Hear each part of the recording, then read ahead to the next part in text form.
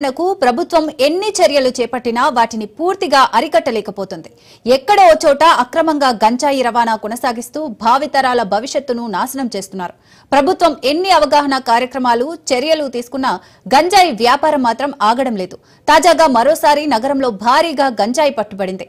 అబ్దుల్లాపూర్ మెట్లో భారీ మొత్తంలో గంజాయి పట్టుకున్నట్లు ఎస్ఓటీ రాచకొండ పోలీసులు తెలిపారు.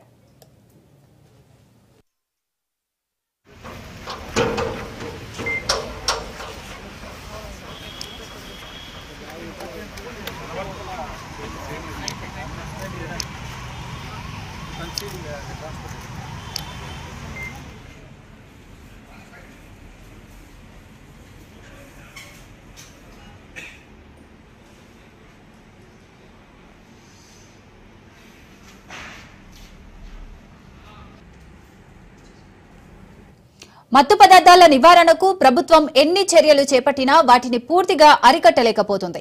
ఎక్కడో ఓ చోట అక్రమంగా గంజాయి రవాణా కొనసాగిస్తూ భావితరాల భవిష్యత్తును నాశనం చేస్తున్నారు.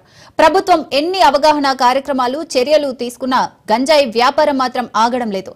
తాజాగా మరోసారి నగరంలో భారీగా గంజాయి పట్టుబడింది. అబ్దుల్లాపూర్ మెట్లో భారీ మొత్తంలో గంజాయి పట్టుకున్నట్లు ఎస్ఓటీ రాచకొండ పోలీసులు తెలిపారు.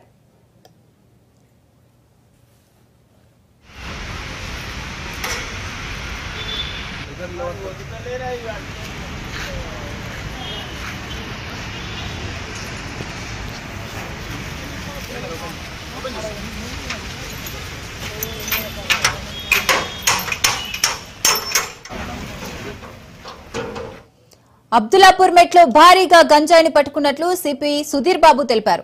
గంజాయిని ఒడిశా నుంచి రాజస్థాన్ కు తరలిస్తుండగా అబ్దుల్లాపూర్ మెట్ కొత్తగూడ వద్ద తనిఖీ చేసి పట్టుకున్నట్లు పేర్కొన్నారు. డీసీఎం వ్యాన్ లో సిమెంట్ బ్యాగ్ల చాటున గంజాయి దాచినట్లు చెప్పారు. తనిఖీల్లో భాగంగా డీసీఎం ను తనిఖీ చేయగా సిమెంట్ బ్యాగ్ల మధ్య 1210 కిలోల గంజాయిని గుర్తించినట్లు తెలిపారు. గంజాయి విలువ సుమారుగా 6 కోట్లు ఉంటుందని పోలీసులు అంచనా వేస్తున్నారు.